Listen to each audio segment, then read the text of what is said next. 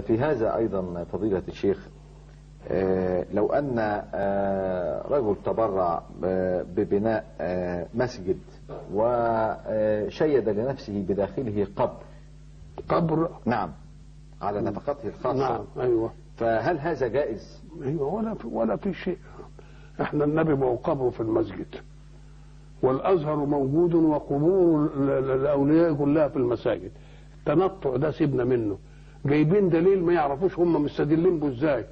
يقول لك لعن الله من اتخذوا قبور انبيائهم مساجد. نعم، مش ده الدليل بتاعه؟ قل له انتم اغبياء في الاستشهاد. ما هو القبر؟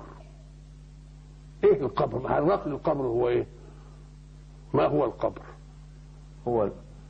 هو المكان اللي فيه جثة الراجل الذي هل هذا اتخذ قبرا؟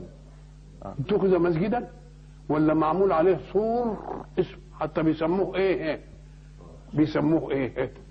ضريح. ضريح. لا، ده الاسم الضريح، انما يسموه ايه هم؟ الاسم بتاعه ايه؟ شيء لا يتعدى ابدا عن الدفن، ما نعملش فيه مقصورة. نعم. معنى مقصورة يعني ايه؟ مقصورة على الدفن لا تتعداه لأي حدث.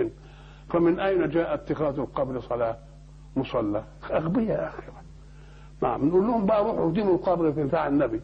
فإن قيل خصوصيا للنبي نقول له لا، أبو بكر مدفون فيها وعمر، ونصلي في الصفة والقبر أمامنا، ونصلي في الروضة والقبر على يسارنا، ونصلي في منزل الوحي والقبر عن يميننا، ونصلي في المواجهة والقبر خلفنا. إذن القبرية لا دخل لها. نعم.